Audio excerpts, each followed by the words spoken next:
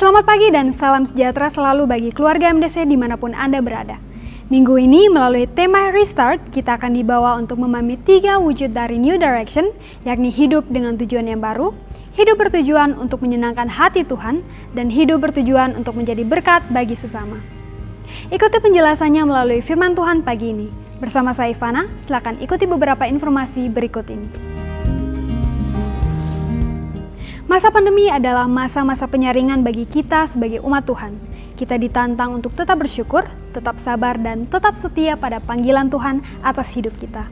Sampai minggu ini, tim Gembala belum memutuskan untuk beribadah secara onsite berhubung peningkatan kasus COVID-19 di Kota Kupang yang terus meningkat setiap hari.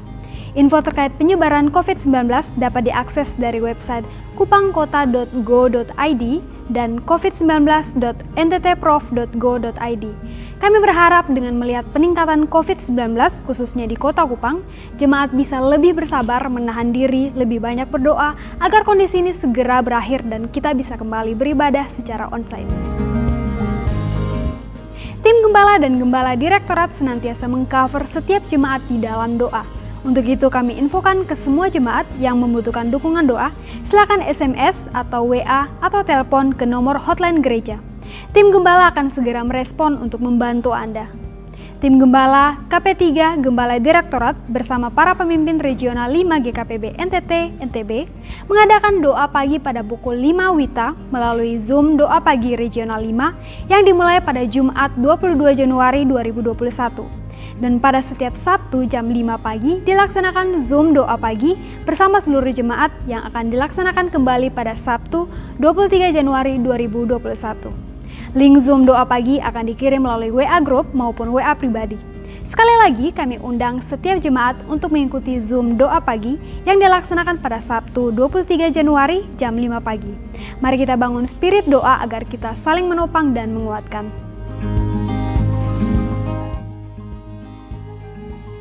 Ibadah Kesan Gabungan akan dimulai kembali pada tanggal 21 Januari. Link ibadah kesan akan dikirim ke grup kesan masing-masing rayon. Doakanlah dan pastikan kita bergabung dalam ibadah kesan tersebut.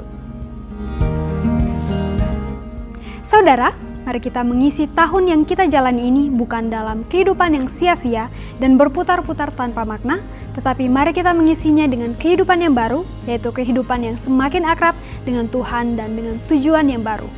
Mari buka hati kita, berdoalah kepada Tuhan agar ibadah pagi ini mendatangkan manfaat bagi kita karena mengandung janji baik untuk hidup ini maupun hidup yang akan datang. Selamat beribadah.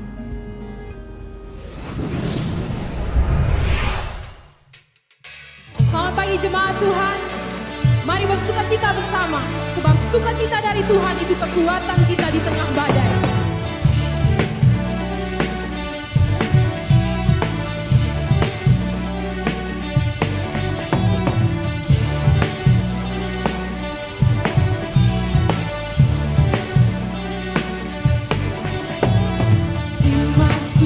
Cita surga, itulah kekuatan bagi jiwa. Dapat rasakan kasih-Nya di tengah badai yang bergelora. Terima sukacita surga, itulah kekuatan bagi jiwa. Dapat saksikan kuasa-Nya, taklukkan badai yang bergelora.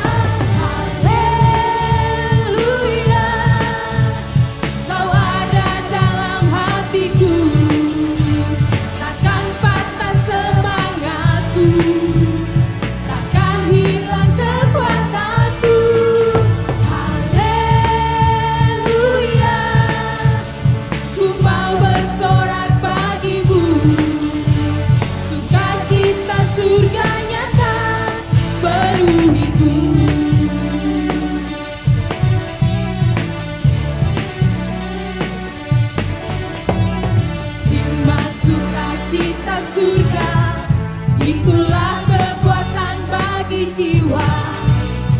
Dapat rasakan kasih-Nya di tengah badai yang bergelora. Terima sukacita surga, itulah kekuatan bagi jiwa. Dapat saksikan saksikan kuasanya, taklukkan badai yang bergelora. Haleluya,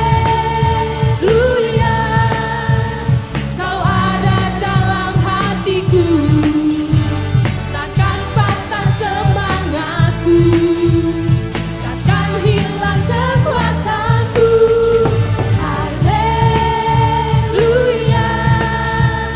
ku mau bersorak bagimu, sukacita surga nyata penuhiku.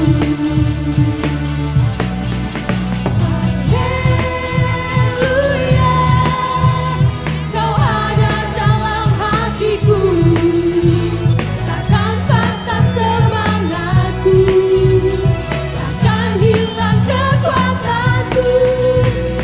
Haleluya, ku mau bersorak bagimu, sukacita surga nyata penuhiku. Sukacita surga nyata, sukacita surga nyata, sukacita surga nyata penuhiku.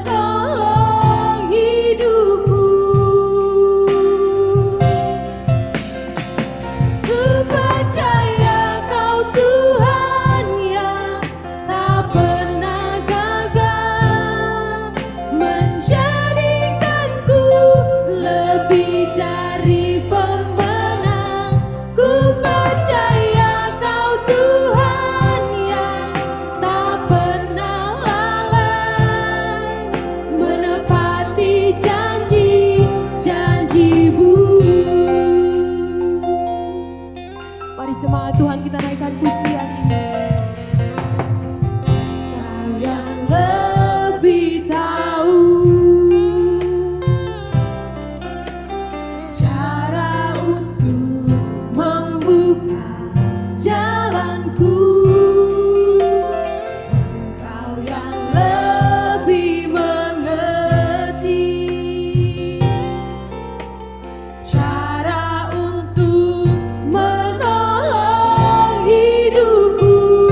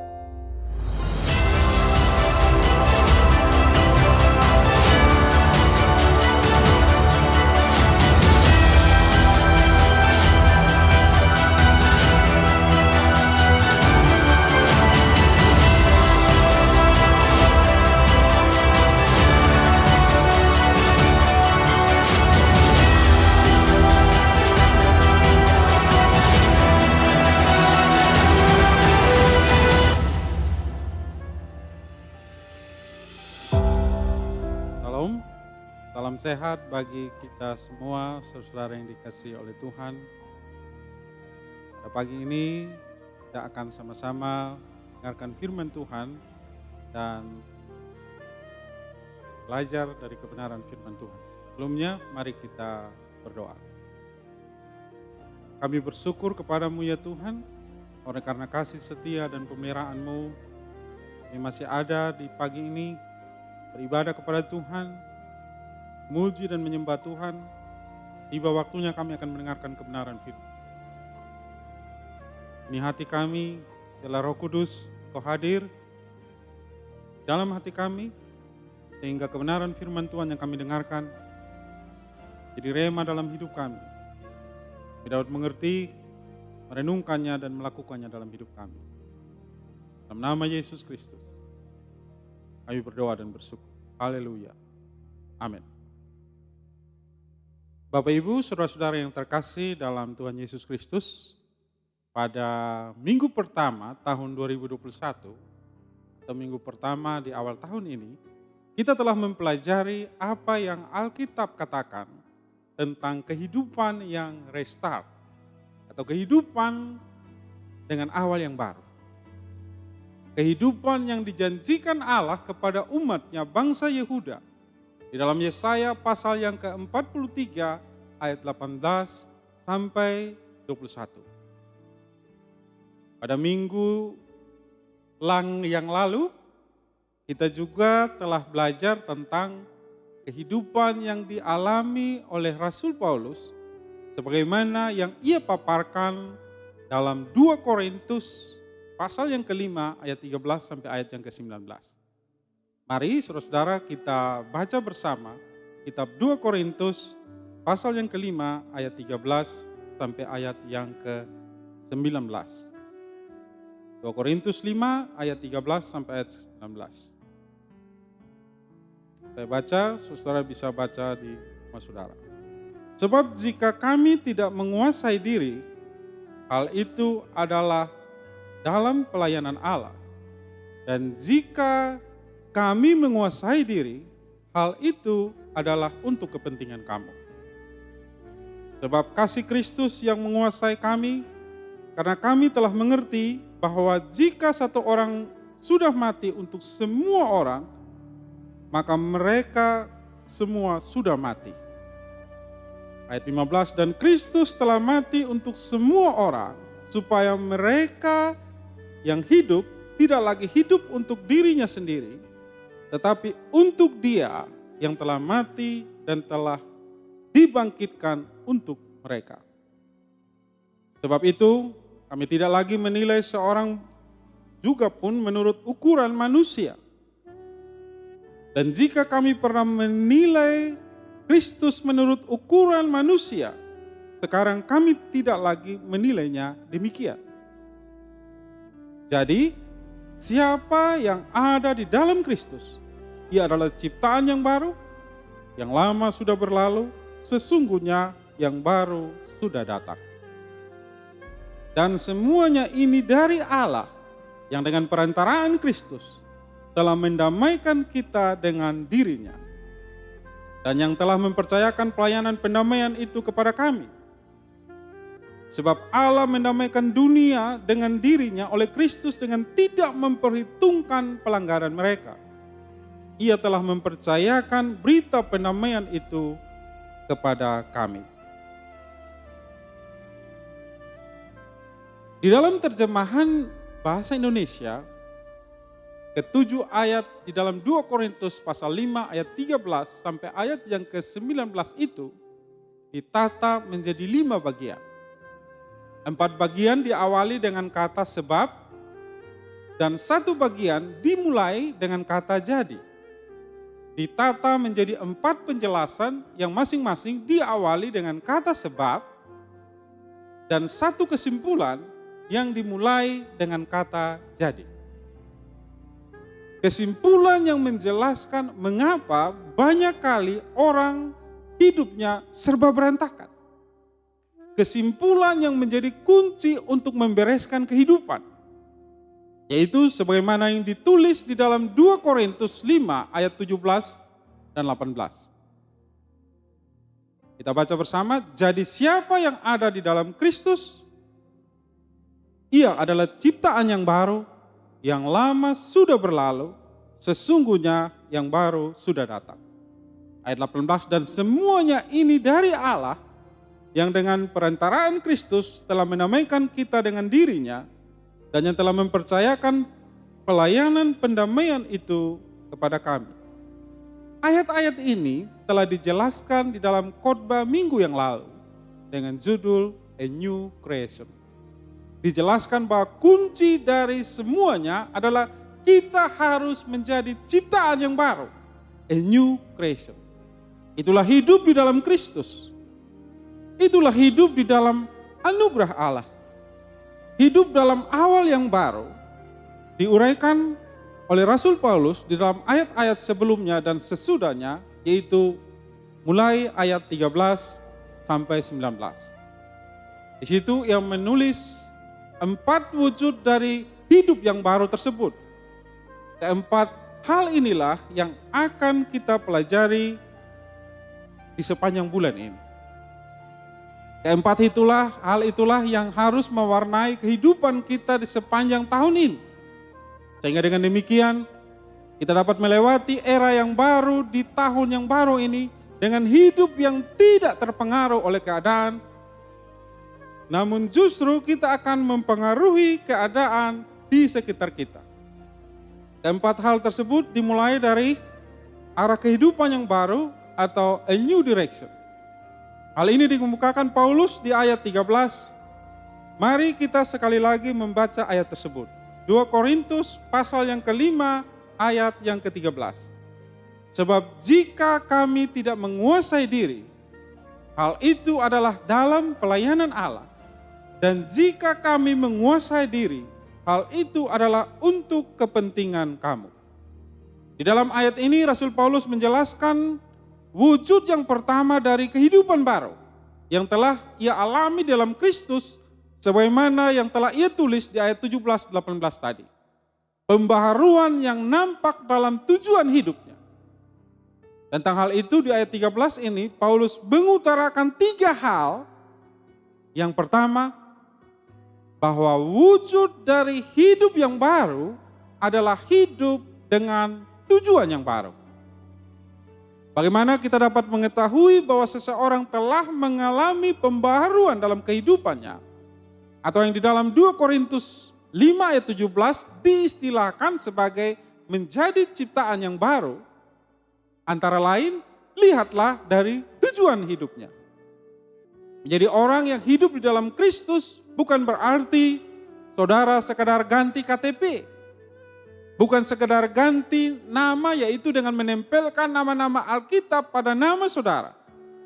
Bukan sekedar ganti kosakata, yaitu sekarang sebentar-sebentar berkata haleluya, puji Tuhan, salam, dan sejenisnya. Semua itu boleh-boleh saja. Saudara mau menempelkan semua nama Alkitab pada nama saudara juga silahkan. Namun semua itu tidak dengan sendirinya merupakan pertanda bahwa dirimu telah menjadi manusia yang baru. Orang yang berjalan dengan kehidupan yang baru adalah orang yang memiliki tujuan hidup yang baru. Hal itu dikemukakan Paulus di ayat 13. Di ayat 12 ia berkata bahwa sekarang ia tidak berusaha untuk memuji-muji atau bermegah karena hal-hal lahiriah. Sekarang ia memiliki tujuan hidup yang baru, yaitu untuk melayani Kristus dan memperhatikan kepentingan jemaat.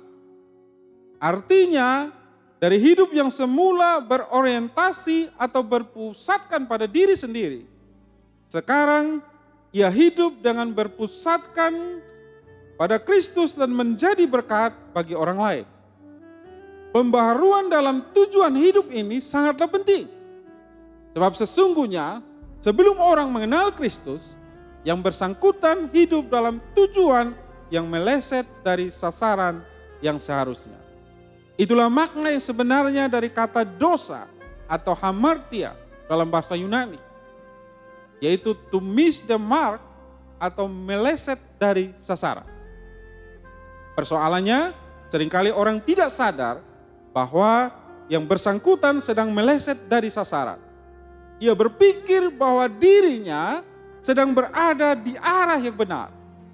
Padahal ia sedang melenceng, bahkan hidup bertolak belakang dengan sasaran yang seharusnya.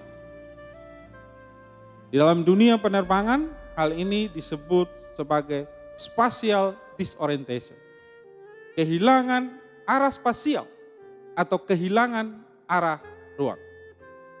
Pada saat seorang pilot menerbangkan pesawat, apalagi pada saat gelap di malam hari, seharusnya ia tidak mengandalkan pengamatan indrawinya semata, tetapi harus mengandalkan peralatan atau instrumen pada kokpit, sehingga ia tidak mengalami spatial disorientation atau kehilangan arah ruang.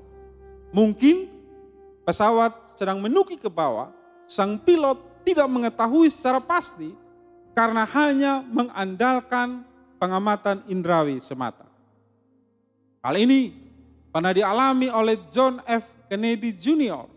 yang mengalami kecelakaan pada pesawat yang diterbangkannya jatuh dan tenggelam di lautan Atlantik.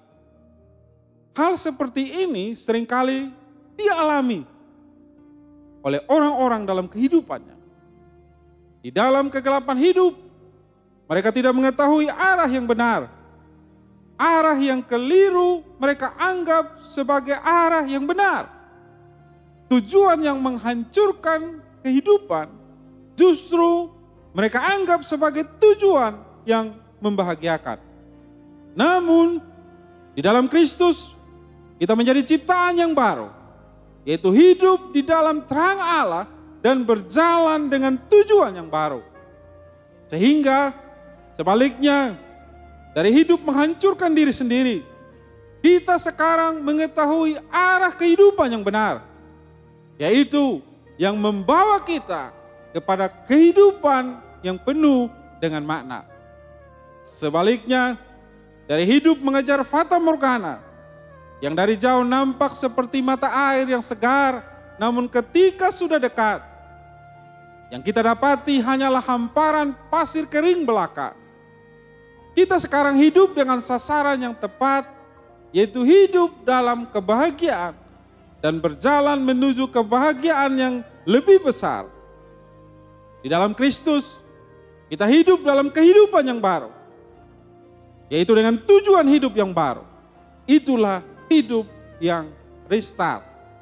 Itulah hidup dengan arah yang baru atau a new direction. Selanjutnya yang kedua, wujud dari hidup yang baru adalah hidup dengan tujuan untuk menyenangkan hati Tuhan. Kalau semula orang hidup hanya untuk menyenangkan dirinya sendiri, atau yang diistilahkan Rasul Paulus dalam 2 Korintus 5 ayat 12, yaitu hidup memuji-muji diri sendiri. Hal ini ditegaskan Rasul Paulus di ayat 13, yaitu dalam kalimat seperti demikian. Sebab jika kami tidak menguasai diri, hal itu adalah dalam pelayanan Allah. Yang ia maksudkan dengan frasa atau penggalan kalimat tidak menguasai diri di sini, di dalam bahasa Inggris adalah out of our mind atau existemi dalam bahasa Yunani. Kalau diterjemahkan secara bebas, arti dari kata existemi tersebut adalah mengesampingkan kepentingan diri sendiri sehingga dianggap orang sebagai pribadi yang tidak waras. Dengan demikian, Paulus berkata bahwa sebaliknya dari hidup hanya memikirkan diri sendiri, sekarang yang bersangkutan tidak lagi mengutamakan kepentingan dirinya. Suatu tindakan yang melawan arus, sehingga membuat orang beranggapan bahwa Paulus telah kehilangan akal. Untuk menjelaskan alasan dari tindakannya ini, Paulus berkata bahwa bila dirinya berbuat demikian, maka hal itu adalah karena ia hidup untuk melayani kehendak Allah. Di dalam tujuan hidupnya yang baru, Paulus ingin menyenangkan hati Tuhan. Apapun harga yang harus dibayar untuk itu. Artinya, di dalam kehidupan yang baru, ia hidup untuk melakukan kehendak Allah.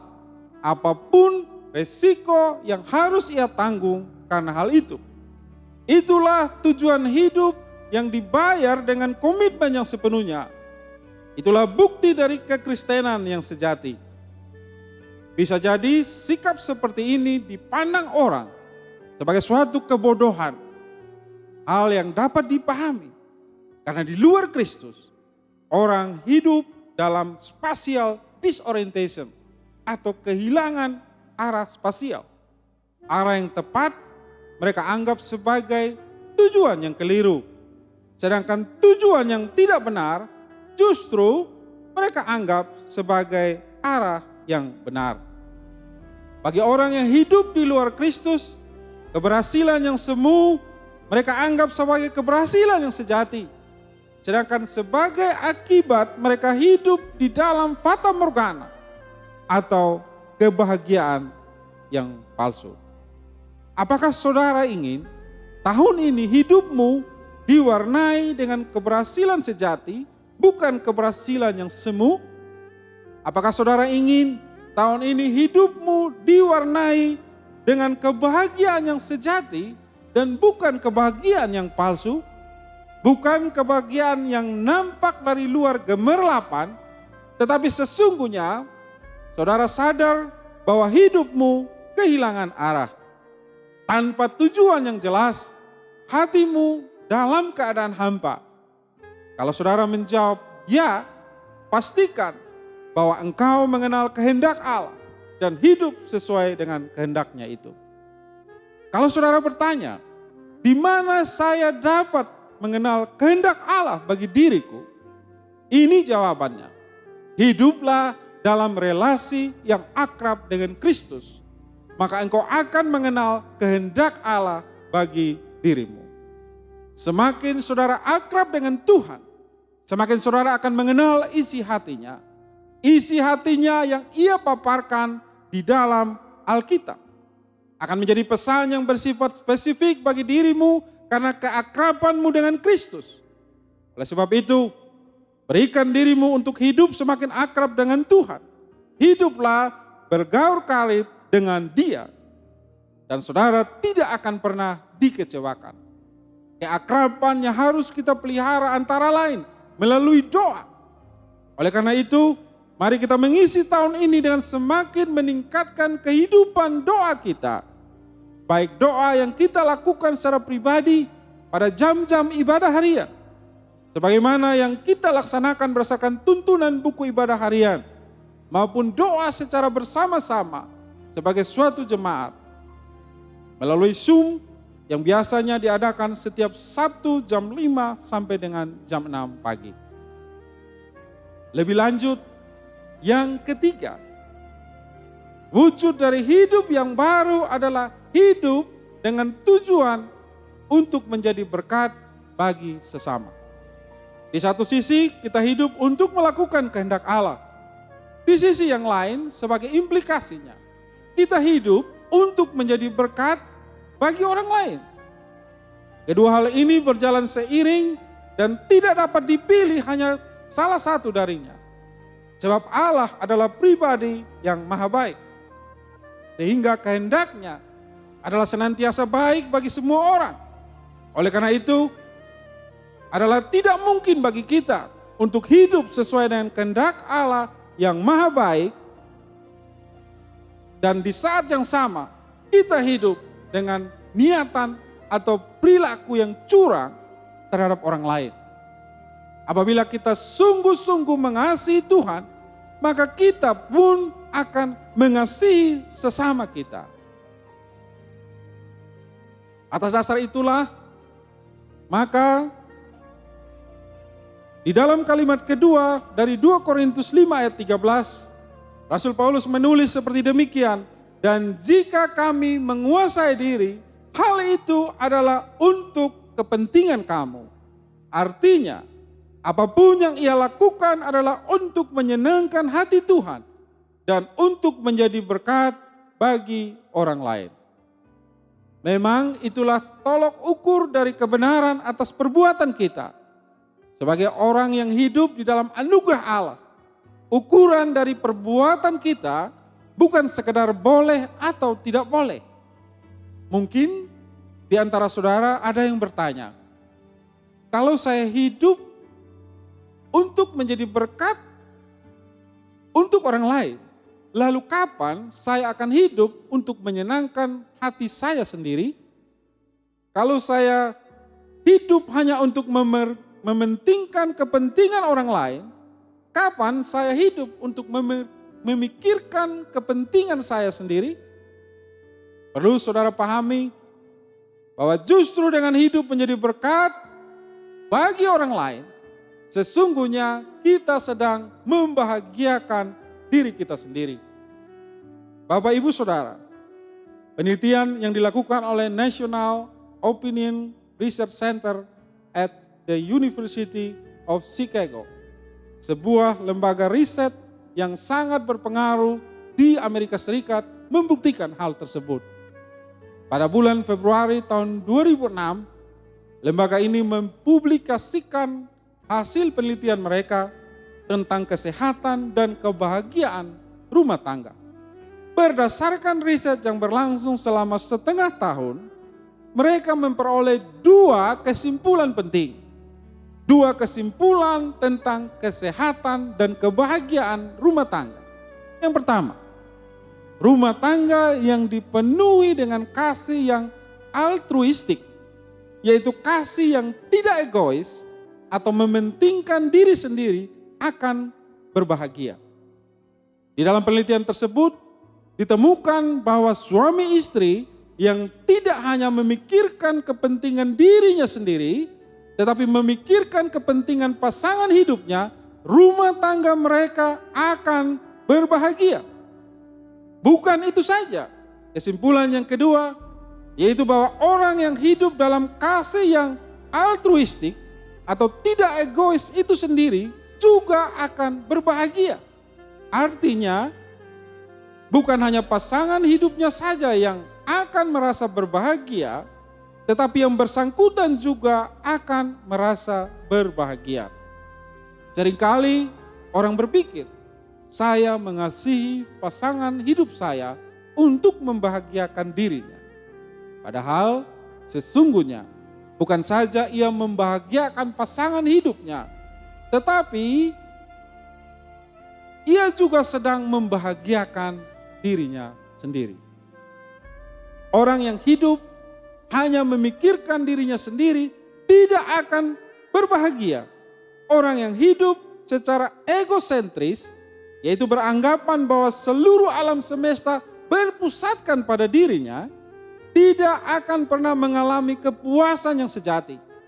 Yang bersangkutan hidup seperti sebuah black hole, yaitu lubang hitam yang di luar angkasa, yang menyerap apa saja yang ada di sekitarnya dan tidak pernah menjadi penuh. Tetapi tidak demikian halnya dengan orang yang tidak hidup dengan memikirkan dirinya sendiri, namun hidup dengan tujuan yang baru, yaitu menjadi berkat bagi sesama. Orang yang hidup dengan kasih yang altruistik ini akan berbahagia. Jadi, betapa pentingnya untuk memiliki tujuan hidup yang bukan hanya jelas, namun benar. Itulah hidup dalam awal yang baru, restart. Itulah hidup dengan tujuan yang baru, a new direction. Itulah hidup yang limpah dengan kebahagiaan. Sebagai penutup, mari Bapak Ibu Saudara renungkan bahwa kehidupan di dalam Kristus yang sebagaimana dikatakan oleh Paulus di dalam 2 Korintus 5 ayat 17 menjadikan kita sebagai ciptaan yang baru. Hidup di dalam ciptaan yang baru sebagaimana yang terlihat karena kita berjalan di dalam tujuan hidup yang baru. Itulah hidup dengan tujuan untuk menyenangkan hati Tuhan dan menjadi berkat bagi sesama. Itulah hidup dengan pikiran, perasaan, dan niatan hati yang sesuai dengan kehendak Tuhan dan membawa manfaat bagi lingkungan di sekitar kita. Itulah hidup yang bugar karena kita hidup bukan hanya memikirkan diri sendiri, tetapi kita hidup dalam cakrawala kehidupan yang luas. Itulah kehidupan yang dicontohkan oleh Yesus Kristus sendiri. Ia yang maha mulia telah rela datang ke dunia menjadi sama dengan manusia. Seperti yang ia katakan, ia datang ke dunia bukan untuk melakukan kehendaknya sendiri, namun untuk menggenapi kehendak Allah Bapa. Ia datang ke dunia bukan untuk dilayani, melainkan untuk melayani dan memberikan nyawanya menjadi tebusan bagi banyak orang. Itulah contoh dari kehidupan yang mulia. Ke dalam kehidupan yang seperti itulah ia memanggil kita untuk hidup mengikuti teladannya. Oleh sebab itu, mari kita mengisi tahun yang baru ini. Bukan lagi dalam kehidupan yang sia-sia dan berputar-putar tanpa makna. Mari kita mengisinya dengan kehidupan yang baru, yaitu kehidupan di dalam Yesus. Mari kita mengisinya dengan kehidupan yang semakin akrab dengan Tuhan dan dengan tujuan yang baru. Sehingga nama Tuhan dimuliakan melalui dan di dalam kehidupan kita. Itulah kehidupan yang limpah dengan kebahagiaan yang tidak akan pernah kita sesali. Itulah kehidupan dalam awal yang baru, restart.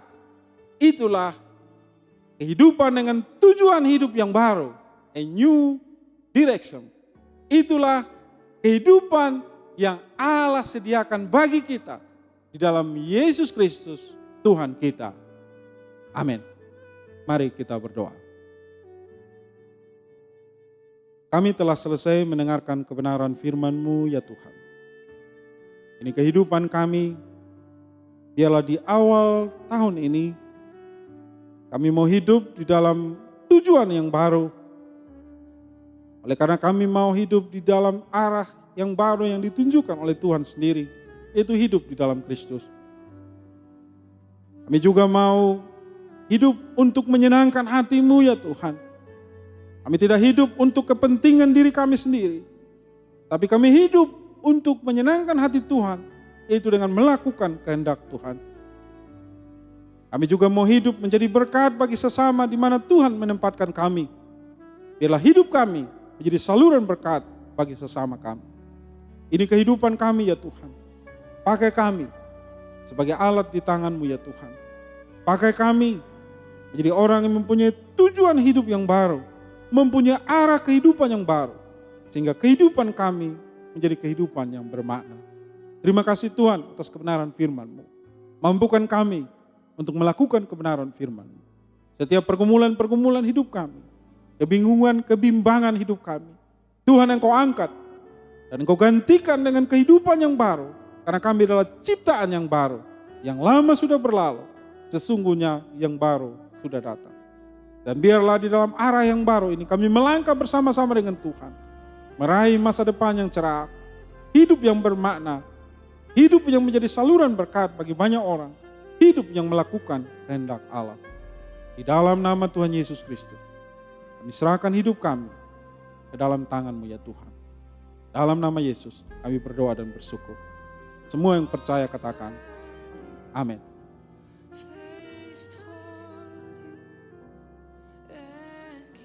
Bapak Ibu yang dikasihi oleh Tuhan, sebelum kita mengakhiri ibadah online ini, saya ajak Bapak Ibu Saudara mengangkat tangan dan menerima berkat Tuhan. Berkat dari Allah Bapa pencipta langit dan bumi, daripada Tuhan Yesus Kristus, dan oleh kuat kuasa Roh Kudus-Nya tinggal dan menyertai kita semua, mulai dari hari ini sampai selama-lamanya. Berkat ini yang kau terima dalam satu nama yang heran dan ajaib, nama di atas segala nama, Raja di atas segala raja, yaitu nama Tuhan Yesus Kristus. Semua yang percaya katakan, amin. Tuhan memberkati.